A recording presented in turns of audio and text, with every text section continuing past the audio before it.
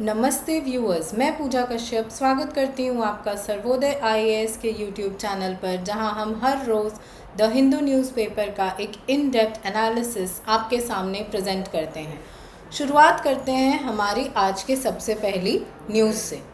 पहला न्यूज़ है, startup Agnikul launches world's first private rocket with fully 3D printed engine.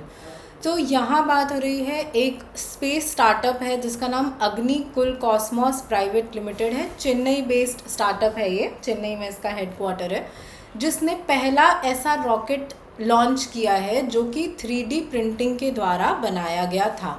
तो अब हमारे लिए यहाँ कुछ चीज़ें हैं जो इम्पॉर्टेंट हो जाती हैं। सबसे पहला कि प्राइवेट स्पेस एजेंसीज़ जो हैं, आप जानते हैं कि अभी तक मोस्टली जितने भी हमारे लॉन्चेस होते आए हैं वो सारे कौन करता है, तो इसरो करता है। और इसरो को किसका ओन्ड बॉडी है, तो it is a government owned body, public body है ये। लेकिन अब जब प्राइवेट सेक्टर का पार्टिसिपेशन जो है वो स्पेस सेक्टर में बढ़ रहा है, तो इसके प्रोज भी होंगे और कॉन्स भी होंगे, और इसको एनालाइज करना हमारे लिए इम्पॉर्टेंट हो जाता है।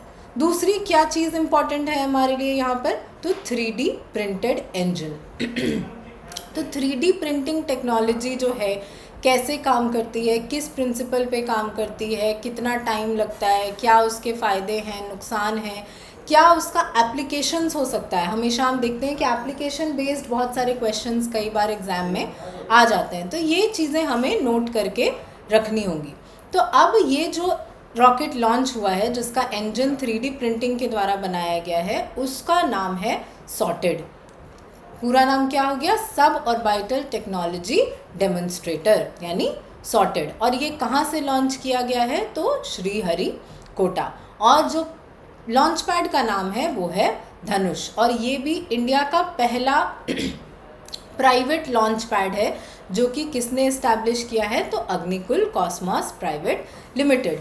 तो अगर हम प्री के पर्सपेक्टिव से देखें, बहुत कम टाइम है, जब आपका प्री जो एग्ज़ाम है वो अब आने वाला है यूपीएससी का। बीपीएससी में तो चलिए अभी फिर भी थोड़ा टाइम है, तो ये सारे पॉइंट्स हमें याद रखने होंगे कि इस रॉकेट का नाम क्या था, इसको कहाँ से लॉन्च किया गया था, कौन सी कंपनी ने लॉन्च किया था, ये सारी चीज़ें हमें याद रखनी होंगी। और ये जो रॉकेट है हमारा, ये first semi cryogenic engine powered rocket launch है, इंडिया का पहला semi cryogenic engine powered rocket launch, और वर्ल्ड का सबसे पहला पीस है 3D printed engine designed and built indigenously, कि वर्ल्ड में इसके पहले 3D प्रिंटेड इंजन का इस्तेमाल किसी भी और रॉकेट में नहीं किया गया है। और ये जो स्टार्टअप है, इसका कहना है कि जो पर्पस है इस मिशन का वो है टेस्ट करना कि क्या ऐसी टेक्नोलॉजी को हम फ्यूचर में यूज़ कर सकते हैं, नहीं कर सकते हैं, क्या इसमें इस जर्नी में पूरा क्या क्या कमी रहेगी, किस किस चीज़ को हम और बेहतर बना सकते हैं, ताकि फ्यूचर में अगर कोई बहुत क्रूशियल लॉन्च हमें करना पड़े तो वो भी इसी तरीके से किया जा सके। तो क्या नाम है इस रॉकेट का, इसका नाम है अग्निबाण। ठीक है, तो अब अग्निकुल कॉस्मोस प्राइवेट लिमिटेड के बारे में थोड़ा सा जान लेते हैं कि ये एक स्टार्टअप है, स्पेस स्टार्टअप, जो 2017 में इस्टेब्लिश किया गया था। किसके द्वारा, तो आईआईटी मद्रास के कुछ इंजीनियर्स के द्वारा, जिनका एम है by providing affordable and customizable launch solutions. क्योंकि इंडिया का जितना भी लॉन्चेस होता है सारा जो कौन करता है, तो गवर्नमेंट करता है, बट कई बार प्राइवेट सेक्टर को भी लॉन्च कंडक्ट करने की, स्कूल्स वगैरह या बड़े बड़े कॉलेजेस वगैरह जो होते हैं आईआईटीज़, उनके लिए भी एक्सपेरिमेंटेशन पर्पसेस के लिए कुछ लॉन्च करने की ज़रूरत पड़ सकती है। छोटी छोटी कंट्रीज़ के लिए बहुत सारे ऐसे ज़रूरत होता है जिनके पास खुद का लॉन्चिंग सिस्टम नहीं होता है। तो ये एक एम है इनका कि अफोर्डेबल और कस्टमाइजेबल लॉन्च सॉल्यूशंस ये प्रोवाइड करें। और इनके क्या क्या अचीवमेंट्स रह चुके हैं, तो इन्होंने इंडिया का पहला प्राइवेट लॉन्च पैड धनुष नाम का लॉन्च किया। उसके बाद अग्निबाण, जिसका कि इंजन जो है वो 3D प्रिंटेड टेक्नोलॉजी से बनाया गया है, वो भी इन्होंने डिज़ाइन किया है, मैन्युफैक्चर किया है और लॉन्च भी किया है। And this became the first Indian firm to sign an agreement with ISRO for collaboration. और ये जो सॉर्टेड है, यानी सब ऑर्बिटल टेक्नोलॉजी डेमोन्स्ट्रेटर, इसकी क्या खासियत है, तो ये पहला रॉकेट लॉन्च है एक प्राइवेट लॉन्च पैड से, marking a new era in countries exploration efforts. हो सकता है कि ये स्टेटमेंट्स आपके MCQs में आ जाएं, स्टेटमेंट बेस्ड क्वेश्चन में, और उसमें आपको, क्योंकि ये बहुत सिग्निफिकेंट न्यूज़ है, एक बहुत सिग्निफिकेंट डेवलपमेंट है जो आगे चल करके इंडिया के स्पेस सेक्टर को पूरी तरीके से चेंज कर सकती है। तो इसी से मुझे एक मेंस का क्वेश्चन याद आ रहा है कि आप इसको लिखिएगा कि critically analyze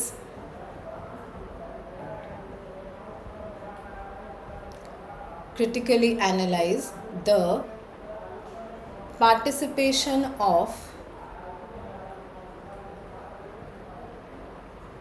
private sector in the space sector and how it can make India a super power. सिर्फ सुपर पावर नहीं, a space super power. Critically analyze the participation of private sector in the private sector in the space sector and how it can make India a space super power. कि कैसे ये जो private sector का participation है space sector में, उसको हमें analyse करना है, उसके पॉजिटिव्स उसके नेगेटिव्स के बारे में लिखना है, कुछ एग्जाम्पल्स देंगे, प्लस कैसे ये इंडिया को हेल्प कर सकता है एक स्पेस सुपर पावर बनने में। क्योंकि हमेशा हम देखते हैं कि प्राइम मिनिस्टर हों या इसरो के चीफ हों, वो जा कर के इस बात को कई बार बोलते हैं कि इंडिया जो है वो स्पेस सेक्टर में लीड कर रहा है, एक सुपर पावर की तरह हम इंडिया को देख सकते हैं। तो क्या ऐसे रीज़न्स हैं या क्या ऐसी चीज़ें हैं जिसमें प्राइवेट सेक्टर हमें हेल्प कर सकता है इस मामले में, इसके बारे में आप यहाँ लिखेंगे। नेक्स्ट आर्टिकल है हमारा टोबैको मेनेस इन इंडिया पर, कि टोबैको के कंजम्पशन से इंडिया के लोगों को, उनके हेल्थ पर, उनकी जो फाइनेंशियल कंडीशन है, ओवरऑल इंडियन इकोनॉमी पर क्या असर पड़ रहा है, उन चीज़ों के बारे में यहाँ बात हो रही है। तो इंडिया में लगभग तो 28% लोग ऐसे हैं जो कि टोबैको प्रोडक्ट्स यूज़ करते हैं, चाहे वो पान हो, गुटखा हो, सिगरेट हो, ये सारी चीज़ें उसी में आ जाती हैं। लेकिन बहुत सारे ऐसे कंट्रोल मेजर्स हैं, अवेयरनेस प्रोग्राम्स हैं जो गवर्नमेंट चलाती है, लेकिन फिर भी अभी तक इसको कंट्रोल जहाँ तक हमें करना चाहिए था वो हम नहीं कर पाए हैं। इनफैक्ट इसका नंबर जो है वो धीरे धीरे बढ़ ही रहा है। तो India after China has the highest number of tobacco users globally, यानी कि 28% लोग जो हैं वो किसी न किसी फॉर्म में टोबैको को कंज्यूम करते हैं। तो धीरे धीरे करके, भले ही अगर आप देखते हैं पूरे पुराना डेटा, उस हिसाब से भले ही जो पॉपुलेशन है, जो नंबर है वो थोड़ा डिक्लाइन हो रहा है, लेकिन जो रेट ऑफ कंजम्पशन है वो बहुत हाई रह रहा है। फॉर एग्ज़ाम्पल, अगर 10 में से 5 लोग जो हैं वो सिगरेट कंज्यूम कर रहे हैं तो कहा जाएगा कि 50% ऑफ द पॉपुलेशन जो है वो सिगरेट कंज्यूम कर रहा है। लेकिन वो 50% ऑफ द पॉपुलेशन अगर दिन भर में 10 सिगरेट कंज्यूम कर रहा है और पूरा का पूरा अगर 100% पॉपुलेशन एक सिगरेट कंज्यूम करता, तो आप सोचिए कि ज़्यादा एडवर्स इम्पैक्ट किसका होगा। तो वही यहाँ पे बात हो रही है कि जो रेट है कंजम्पशन का, कि दिन भर में कितना कंजम्पशन हो रहा है, वो इंडिया में बहुत ज़्यादा है। स्पेशली किसके अमंग? तो वल्नरेबल ग्रुप्स के अमंग, जिससे उनके अंदर हेल्थ रिस्क और इकोनॉमिक बर्डन बहुत ज़्यादा बढ़ जाता है। तो क्या क्या हेल्थ इम्पैक्ट्स होते हैं उसके? तो जैसे cancer, cardiovascular diseases, respiratory illnesses, इसके अलावा बहुत सारी और बीमारियां होती हैं, जैसे कि आपने वो ऐड देखा होगा कि कैसे गुटखा खाने की वजह से लोगों का पूरा मुंह ख़राब हो जाता है, उनके लंग्स में प्रॉब्लम होने लगती है। तो ये सारी बहुत सारी चीज़ें हैं। प्लस स्किन डिजीज़ेस भी कई बार इसके वजह से होने लगते हैं, जो कि अल्टीमेटली इम्पैक्ट कभी कभी करता है लोगों के डेथ में, या अगर कई बार उनका कोई बॉडी पार्ट इससे अफेक्टेड हो जाता है तो उसको एम्प्यूटेट करना पड़ता है, तो आगे की लाइफ उनकी बहुत ज़्यादा मुश्किल रहती है। इसके अलावा इकोनॉमिक कॉस्ट्स है, जैसे डायरेक्ट कॉस्ट, जैसे कि health care expenses for treating tobacco related diseases, और इनडायरेक्ट कॉस्ट जैसे लॉस्ट प्रोडक्टिविटी इलनेस की वजह से एंड प्रीमेच्योर डेथ। तो अब गवर्नमेंट ने क्या क्या एफर्ट्स लिए हैं, तो सबसे पहला है cigarettes and other tobacco products act और दूसरा WHO framework convention on tobacco control, जो कि एडवर्टाइजिंग को रेस्ट्रिक्ट करते हैं। आपने देखा होगा कि कभी भी कोई ऐड ऐसा नहीं आता है, जैसे अगर पान मसाला का भी ऐड आता है तो वो इलायची से रिलेटेड होता है या जिसमें टोबैको नहीं होता है, तो उसको हम क्या बोलते हैं, मैंने आपको एक आर्टिकल में बताया था एक डिस्कशन में कि वैसी चीज़ों को हम बोलते हैं सरोगेट एडवर्टाइजिंग, कि किसी और चीज़ के नाम पर अगर आप किसी और चीज़ को प्रमोट कर रहे हैं। फॉर एग्जांपल अल्कोहल की कंपनी जब म्यूज़िक लेबल या म्यूज़िक एल्बम्स बेचने लगती है तो उसको कहते हैं सरोगेट एडवर्टाइजिंग। लेकिन इसके अपने चैलेंजेस हैं कि भले ही गवर्नमेंट रेस्ट्रिक्ट कर रही है एडवर्टाइजिंग को, स्मोक फ्री एनवायरनमेंट्स को प्रमोट कर रही है, हेल्थ वार्निंग लिखवा रही है कि गुटखा खाने से कैंसर हो सकता है, लेकिन फिर भी जो लोग हैं वो बार बार उसको कंज्यूम कर रहे हैं। तो इसके क्या रीज़न्स हैं, क्यों हम इसको इन्फोर्स नहीं कर पा रहे हैं, इसको बहुत डिटेल से समझ के उस हिसाब से सॉल्यूशंस लाने की ज़रूरत है। इसके अलावा बहुत ऐसे रीज़न्स भी हैं कि टोबैको इंडस्ट्री की जो लॉबी है, फॉर एग्जांपल आपने ITC का नाम सुना होगा, जिसका कि आटा आता है या क्लासमेट कॉपीज़ जो आती हैं वो भी ITC की ही बनी है, बट एक्चुअल में ये ITC है क्या, तो इसका फुल फॉर्म है इंडियन टोबैको कंपनी। अब ये जो कंपनी है ये इतनी स्ट्रॉन्ग हो चुकी है कि इसका जो लॉबी है वो बहुत ज़्यादा स्ट्रॉन्ग है, तो बहुत सिग्निफिकेंट चांसेस होते हैं कि पॉलिसी डिसीजंस को ये लोग मैनिपुलेट कर लें और उसका जो इम्पैक्ट है हेल्थ पर और बाकी पूरे एनवायरनमेंट पर वो अंडरमाइन रह जाए। इसके अलावा मॉनिटरिंग नहीं है, अकाउंटेबिलिटी नहीं है, तो ये सारी चीज़ों की वजह से जो एनफोर्समेंट है वो काफ़ी वीक रह जाता है। अब कोविड-19 पैंडमिक के दौरान टोबैको का जो कंजम्पशन था वो थोड़ा चेंज हुआ था, क्योंकि लॉकडाउन लगा हुआ था, लोग जा कर के ले नहीं पा रहे थे, तो उस टाइम पे टोबैको से रिलेटेड हेल्थ कंसर्न्स भी जो था वो कम हुआ था। लेकिन द मोमेंट लॉकडाउन ओपन हुआ, लोगों की मूवमेंट स्टार्ट हुई, तो फिर देखा हमने कि वही चीज़ दोबारा से स्टार्ट हो गई या नए लोग भी जो थे वो इस चीज़ को स्टार्ट करने लगे।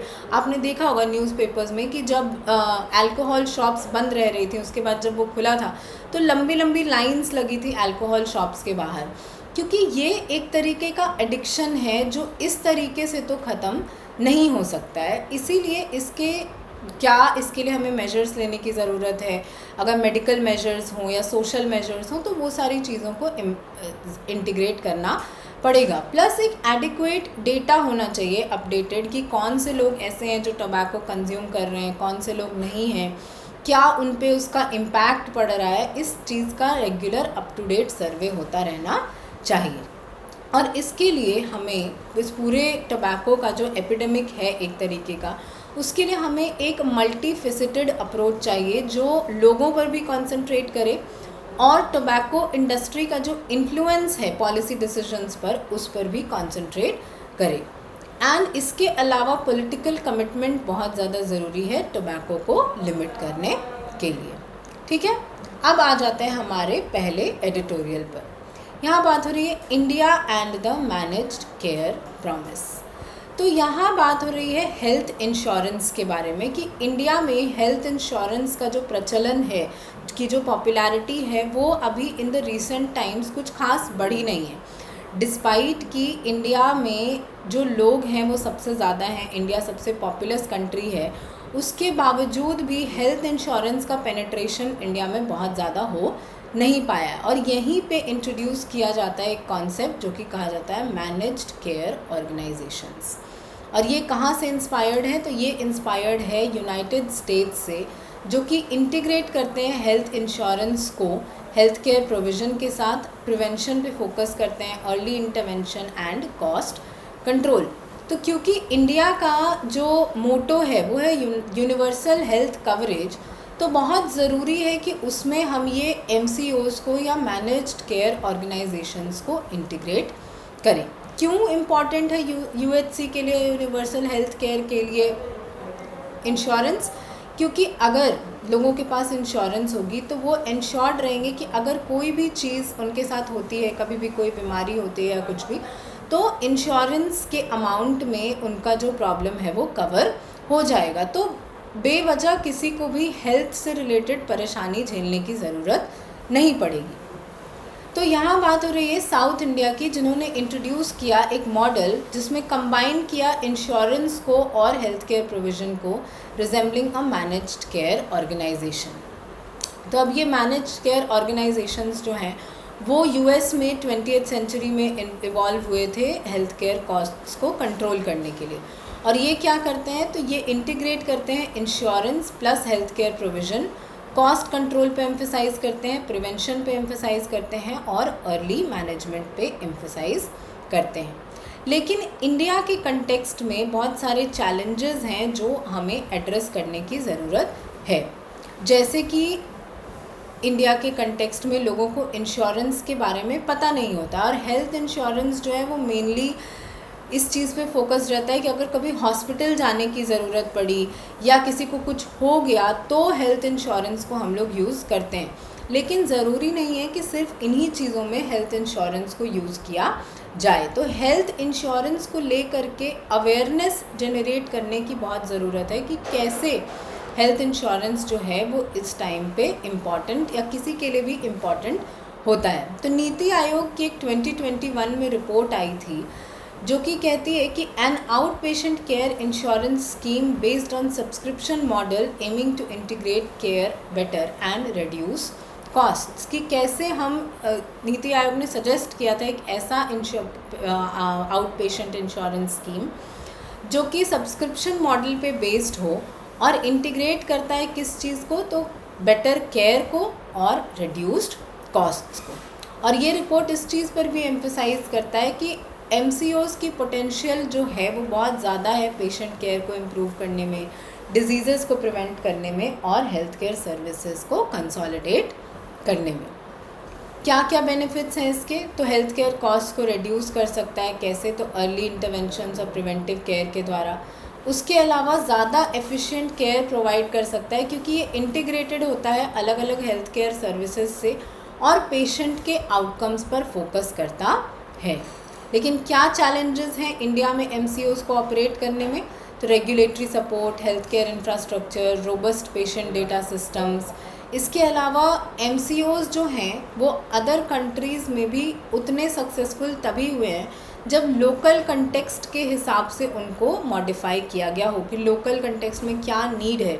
अगर आपको नीड है एक प्राइमरी हेल्थ केयर सेंटर की और यहाँ पर आपको एक्सरे मशीन और बहुत सारी चीज़ें दे दी जाएँ तो वो उतने अच्छे से वर्क नहीं करेगा। तो क्या इंसान को नीड है, फॉर एग्ज़ाम्पल दिल्ली, अब दिल्ली में नीड होगा कि पोल्यूशन बेस्ड जो डिजीज़ेज़ होती हैं उनके लिए ज़्यादा इंश्योरेंस प्रोवाइड किया जाए। लेकिन सेम चीज़ अगर आप जा कर के देखेंगे किसी हिली एरिया में या किसी ऐसे एरिया में, किसी आइलैंड पर, तो आपको नहीं मिलेगी। तो अलग अलग जगहों के हिसाब से MCOs को हमें मॉडिफाई करने की ज़रूरत है।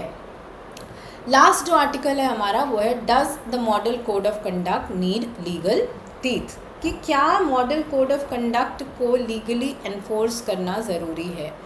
तो परसों के आर्टिकल में मैंने आपसे डिस्कस किया था कि मॉडल कोड ऑफ कंडक्ट एक ऐसा सेट ऑफ गाइडलाइंस है जो कि जिस दिन से इलेक्शन का स्केड्यूल अनाउंस होता है तब से लेकर के जब तक इलेक्शन का रिज़ल्ट डिक्लेयर नहीं हो जाता है तब तक इन्फोर्स्ड रहता है।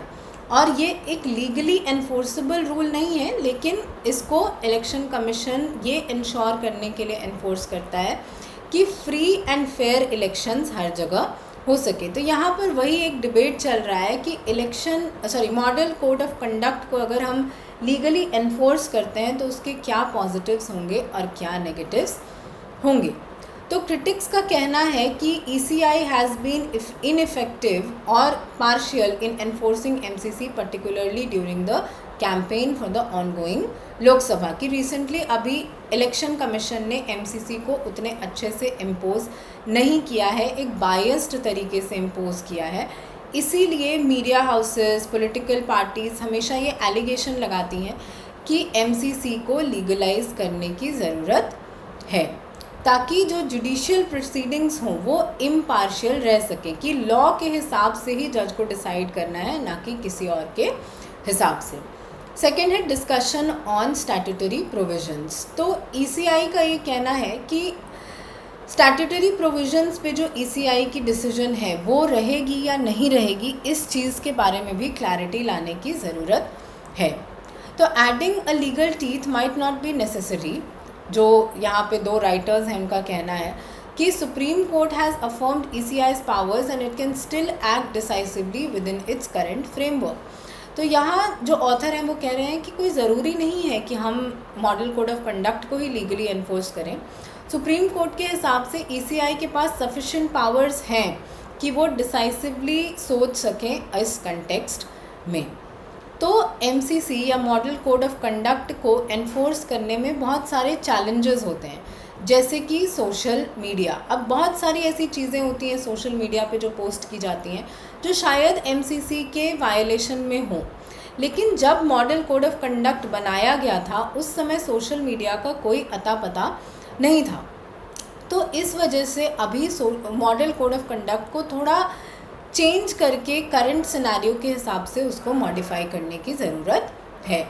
इसके अलावा पॉलिटिकल पार्टीज़ जो हैं वो बहुत सारे कैंडिडेट्स पर, पार्टीज़ पर एलिगेशन लगाती हैं कि वो मॉडल कोड ऑफ कंडक्ट का वायलेशन कर रहे हैं, लेकिन पेनल्टीज़ को एनफोर्स करना एक चैलेंज हो जाता है। क्यों? तो क्योंकि डिलेज़ बहुत ज़्यादा होते हैं। तो इसमें क्या क्या इम्प्रूव हम कर सकते हैं कि एमसीसी वायलेशन के लिए स्ट्रॉन्ग पेनल्टीज़ लगाई जाएँ, जैसे कि डिस्क्वालिफिकेशन और फ़ाइन। इसके अलावा सोशल मीडिया के लिए एक क्लियर पॉलिसी हो कि क्या रूल्स हैं, रेगुलेशंस हैं पार्टीज़ के लिए, कैंडिडेट्स के लिए, ये सारी चीज़ों के बारे में। तो इससे क्या होगा कि हमारा जो मॉडल कोड ऑफ कंडक्ट है वो और ज़्यादा स्ट्रॉन्ग हो जाएगा, और जब ये स्ट्रॉन्ग हो जाएगा तो जो हमारी कंट्री का बेस है क्या है, तो फ्री एंड फेयर इलेक्शंस। ये हमारी कंट्री का या किसी भी डेमोक्रेसी का बेस होता है कि जब तक किसी डेमोक्रेसी में फ्री एंड फेयर इलेक्शंस होते रहेंगे तब तक ये चीज़ इंश्योर्ड रहेगी कि वो डेमोक्रेसी आगे भी डेमोक्रेसी ही रहने वाला है। तो इसीलिए एमसीसी को थोड़ा और स्ट्रॉन्ग बनाने से जो हमारा इलेक्शन प्रोसेस है वो काफ़ी स्मूथ हो जाएगा। That's all for today. अगर आपको इस वीडियो का पीडीएफ चाहिए तो आप सर्वोदय आईएएस के टेलीग्राम चैनल को ज्वाइन कर सकते हैं, जिसका लिंक आपको नीचे डिस्क्रिप्शन में मिल जाएगा। Thank you. जय हिंद।